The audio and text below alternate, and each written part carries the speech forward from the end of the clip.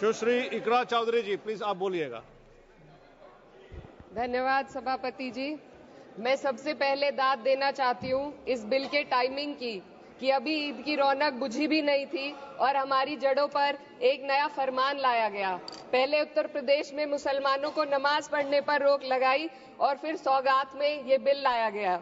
निसार में तेरी गलियों पे है वतन, जहाँ चली है रिवाजो गैर कि कोई ना सर उठाकर चल सके। मैं सभापति जी आपको ये बताना चाहती हूँ कि ईद के मौके पर एक विधवा महिला अपनी लड़की के साथ मेरे पास आई और उसने बताया कि वह एक वक्फ की प्रॉपर्टी में रहती है, वही उसके सर पर छत का काम भी करती है और उसकी रोजी रोटी भी वहीं से आती है। वो इस बिल को लेकर इतनी फिक्रमंद थी कि कहीं उससे वो उसकी संपत्ति ना छीन ली जाए। वो अकेली एक ऐसी महिला नहीं है, ऐसे लाखों लोग हैं जो वक्फ की गरीब महिलाएं जो वक्फ की संपत्ति से अपना रोजगार चला रहे हैं। और ये जो वक्फ बाय यूजर क्लॉज के हटाने से लाखों वक्फ की जायदाद अपना स्टेटस खो देंगी और लाखों लोग इसी तरीके के लोग सड़कों पर आ जाएंगे। वक्फ क्या है? वक्फ बाय यूजर क्या है?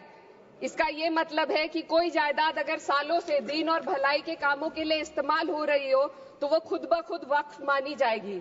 हिंदुस्तान की अदालतों ने भी इस बात को तस्लीम किया है।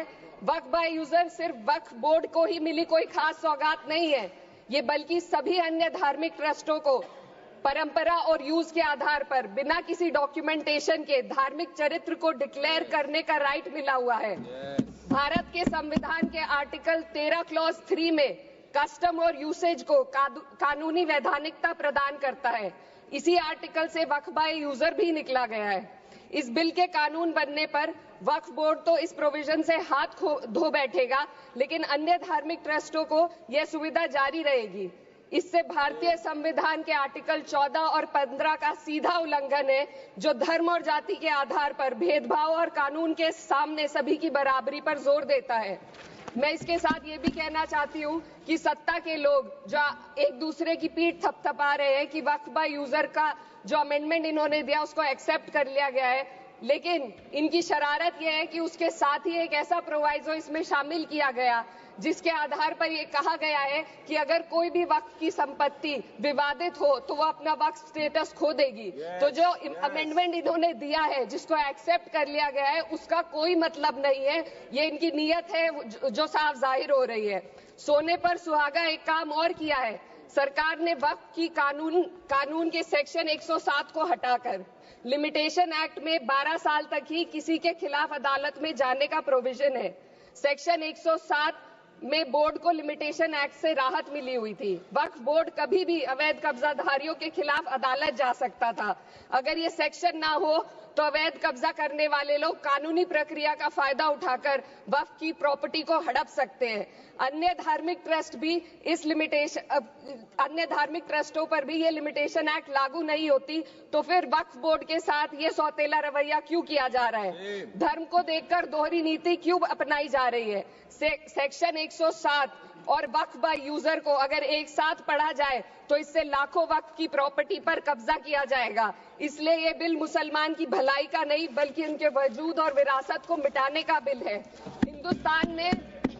हिंदुस्तान में बहुत सारे धार्मिक ट्रस्ट हैं जिसमें उस खास मजहब के लोग शामिल होते हैं और उसका इंतजाम करते हैं, और ये बात समझ में आने वाली भी है क्योंकि जो व्यक्ति अपने मजहब के रीति रिवाज को जितना अच्छे से समझ सकता है किसी अन्य मजहब का व्यक्ति नहीं समझ सकता। आर्टिकल 26 क्लॉज 2 के तहत धार्मिक संप्रदायों को अपने मजहबी इदारों के एडमिनिस्ट्रेशन का हक देता है, लेकिन वक्फ बोर्ड के बारे में इसको उल्टा किया जा। Sir 2 minute sir please 2 minutes. सरकार इसे एक सेक्युलर बॉडी मान रही है और इसमें गैर मुस्लिमों को शामिल करने की बात कह रही है। आपके मुंह से सेक्युलरिज्म की बात सुनकर अच्छा लगा, लेकिन अगले ही पल ये भ्रम टूट जाता है क्योंकि आपको सिर्फ दान देने के लिए प्रैक्टिसिंग मुस्लिम का आपने क्लॉज डाला है, लेकिन बोर्ड में बैठने के लिए मुस्लिम होने की कोई आपकी क्लॉज नहीं है। तो इससे आपकी जो दोहरी नीति है वो साफ जाहिर होती है। ये वही सरकार है जिसने राम जन्मभूमि ट्रस्ट में ये लिख दिया कि जिला अधिकारी भी अगर होगा तो हिंदू होना चाहिए। कोई मुझे बताए कि वहां पर सेक्युलरिज्म का रस क्यों नहीं घोला गया। सर, आखिर में मैं अपनी बात को खत्म करने से पहले महिलाओं का मुद्दा बार बार उठाया जा रहा है। सरकार का कहना है कि बोर्ड में मुस्लिम महिलाओं को रिप्रेजेंटेशन देंगे। इस कानून से पहले भी मुस्लिम महिलाएं बोर्ड में मेंबर रह चुकी हैं और मिनिमम 2 का प्रोविजन था, उससे ज्यादा भी हो सकती थी। सर, मैं ये कहना चाहती हूँ कि सरकार ने महिलाओं के लिए ऐसा कौन सा नया काम किया जिसका ढिंडोरा सरकार का हर सदस्य पीट रहा है। इस बात की तायद अगर आपकी तरफ से कोई मुस्लिम महिला करती तो हम उसका यकीन भी करते, लेकिन अफसोस आपकी इतनी लंबी कतार में एक भी मुस्लिम महिला नजर नहीं आती है।